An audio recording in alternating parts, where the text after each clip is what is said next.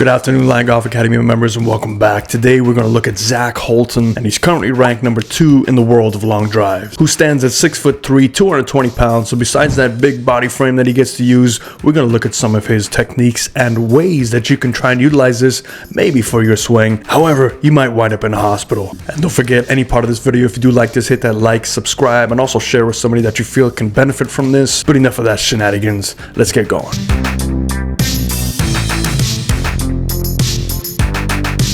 Alright, so we have Zach Holton on the screen now. Zach is not only a long ball hitter, but he is one of the most consistent hitters on the long drive tour, and we'll take a look at why. A couple key areas to look at: where he generates his power from, how he hits it so immensely far but keeps it pretty accurate, all things considered. Once you get that club head speed up there like these guys do, it is hard to keep that club face square, but for him to consistently hit it fairly straight, he does a great job of keeping his shoulder tilt level to his spine angle without reducing much spine angle. So let's just take a look at a couple things that we see here. Now, I apologize for the grainy footage on the left side. I found one video, but I had to zoom in, and this is as close as we can get without losing important pieces, which is why those lines are so much bigger. But let's take a look. So initially, what we see is as he gets ready to hit this golf ball, he does what most of these long drivers do. He does this little back and forward motion, and this might look funny, but what he's doing is he's over exaggerating that weight shift. So he starts from his center, he kind of waddles back and forth, and we usually see long drive hitters waddle back and forth. However, take a look at what he does. He lifts that whole right foot up to make sure that all of his weight is on that left foot, and then he's going to purposely drop that right foot and get all the weight going on his right side. So this is a great job of grounding your right side into the ground as you take that club back. Now, another thing to complement this is you take a look at his shoulder tilt. Now, at the midway point of his swing, you can see that shoulder tilt is pretty close to perpendicular to his spine angle, which is very impressive. Typically at this point, what we start to see from this point to the top of the swing is long drivers start losing tilt because that helps them turn more. However, if we take a look at Zach, when he gets to the top of the swing, you can see his shoulders don't really come up. They are still relatively perpendicular to that spine angle. It's very important to help with your hand path, because once the shoulders tilt is established, the hands will drop according to the tilt. Now, we see an exaggerated right elbow flare. Look at the right side of the screen. We can see how much that right elbow is pulling back. So if you can imagine, there's a straight line going on his back. That right elbow is almost touching that straight line to his turn. The view on the right side is a little bit crooked. It's coming from about a 4 o'clock angle, so we can get to see a little bit of his backswing turn, but it makes it hard to see the relationship between that right elbow and his full turn. We don't see a lot of left arm breakdown. We see a slight breakdown, and this is normal because no human can keep their arm that straight, especially somebody with this size. And we see that club shaft. That's where the club shaft is. So in relation to his shoulder turn, it is about 90 degrees. However, it is well past parallel because I imagine his shoulder turn is immense, but what a really good job with that shoulder tilt. We're going to keep that line on the left side. We're going to take a look at how he retains that spine angle line, but more importantly, how he gets his club down into his plane, but then also maintains his shoulder tilt at impact. So watch his knees. His knees are going to flex down. They both flex down, so he's going into the ground.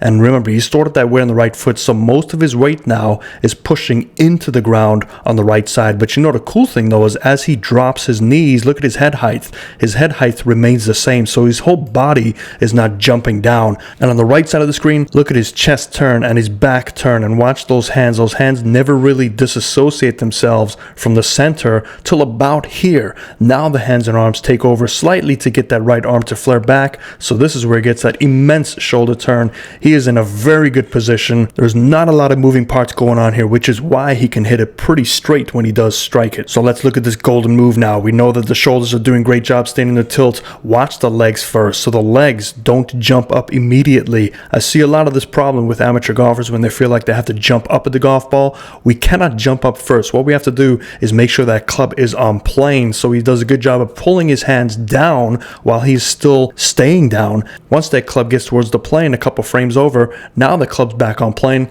He's reconnected his right arm to his right side a la Hogan. Now from here is where he jumps up and spins hard left. So not only is he jumping up, he's pushing the weight back to his left heel. And what you'll see is he has so much motion that his left foot comes off completely as his right foot drives. So we can see that club now is in a pretty good place, ready to go. It's pointing straight down at the golf ball. Now it will shallow out a little bit. Watch the legs. The legs go there. They jump straight up. So now he's pushing his whole body up. But you notice, look at that head. The head's not budging at all. So he has a really good spine angle retention, really good head height. He doesn't get up or down, but his knees go down and up. He doesn't go as far up or down as we see some of these other long drivers. But watch it impact. Look at that left foot on the right side of the screen. The left foot is flying up in the air. The right foot, just the inside of that toe is staying down, but look at this extension on the right side. You can see the energy being pushed up towards his hips. Watch the hips. If we go back,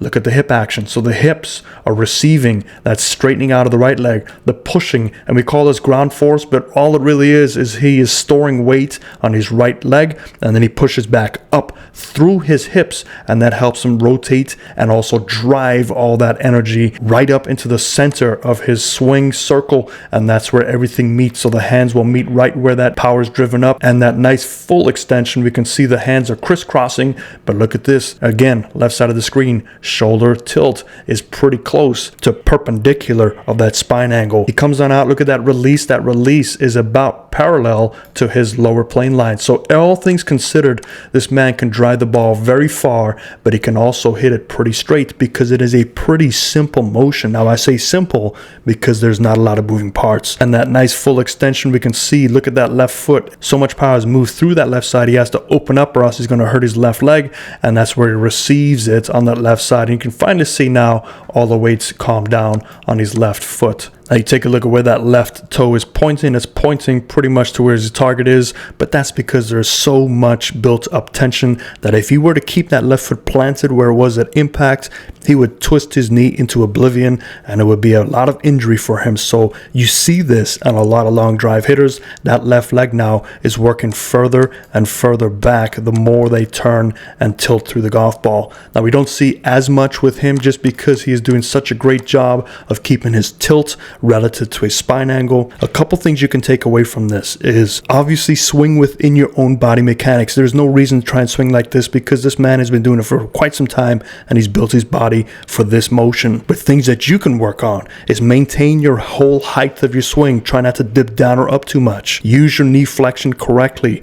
Don't jump up until you have at least got that club on plane, and then you can drive up and let momentum take you through it. Proper footwork. Make sure the weight distribution does work right to left. But more often than not, I see students try and get that weight too far on the right side and their whole body flies off. So if we back up to the original swing, we can see even though the weight's on the right foot, his whole body, his whole upper body is not shifting over there. He's just moved his left shoulder closer to his right foot. So everything's ensuring that it gets on that right side. So I hope this helps you. I hope you can learn something from at least looking at the swing. If you want to try and get a little bit more distance, make sure you always work with PGA Pro or LPGA Pro because they can help you. Try not to do this on your own, but this is strictly for educational purposes. Just do me a favor, don't send me messages from the hospital bed saying you try to do this on your own, and best of luck to you. Hope to see you next time. Fairways and greens.